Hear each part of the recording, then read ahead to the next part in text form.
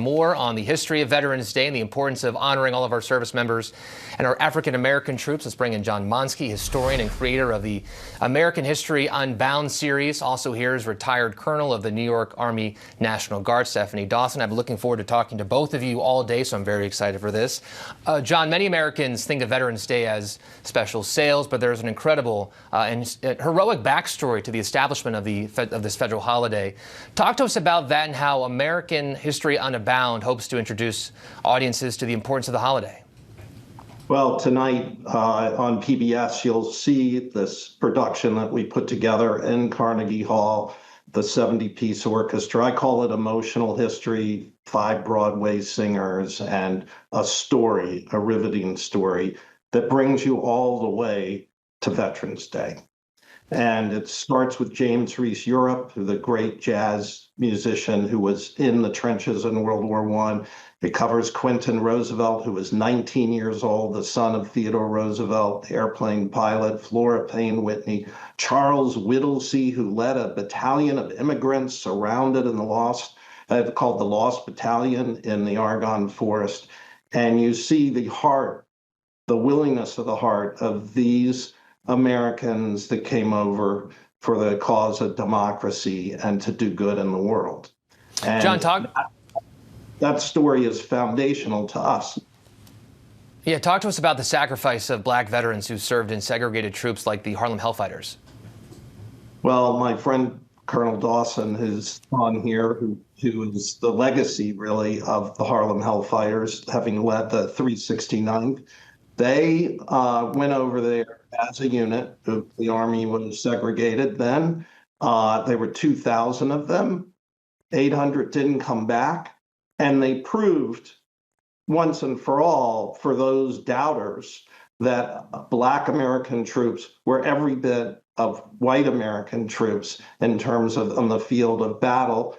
And when they came home, they were famous at that point. New Yorkers gave them a big parade, and they marched up Fifth Avenue to Harlem. Most of our parades go down Fifth Avenue, but they were going home to Harlem, and they were an amazing unit and triggered a whole series of things that actually brought us to the first Veterans Day.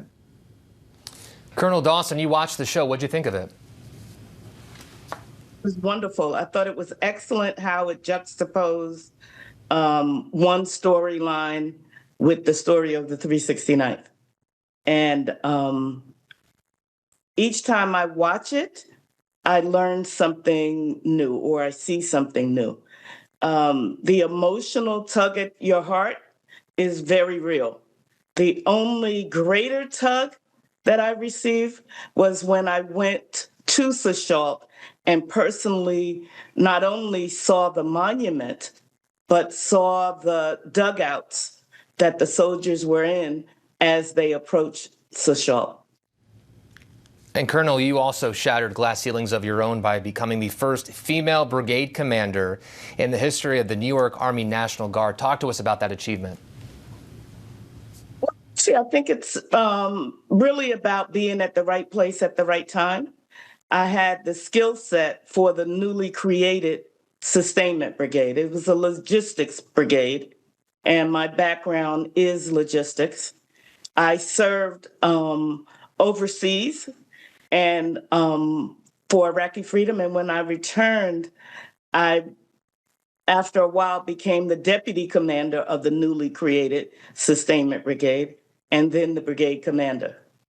And I've taken all the logistics courses, and as the commander of a rear area operations center, part of my job was to ensure that the logistics elements of the deployment were handled for those troops that had been sourced by the Combined Forces Land Component Command for the headquarters, which at the time was 5th Corps.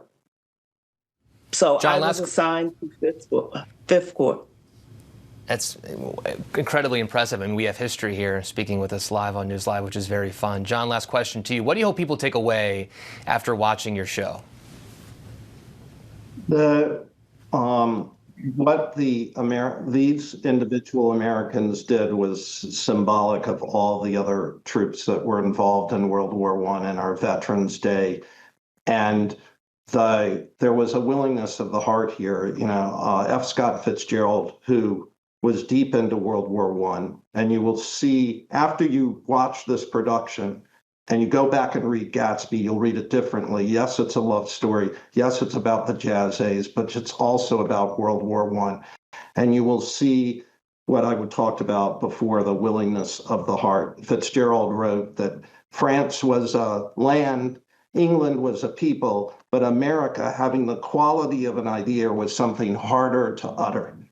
It was a willingness of the heart. And I think you'll see that in the music here, from James Reese Europe's jazz music to the final dramatic scene at the end where you see the interment of the unknown soldier in 1921 and all of Congress and the judiciary and the Gold Star mothers march from the Capitol Rotunda all the way to Arlington National Cemetery to inter the unknown soldier.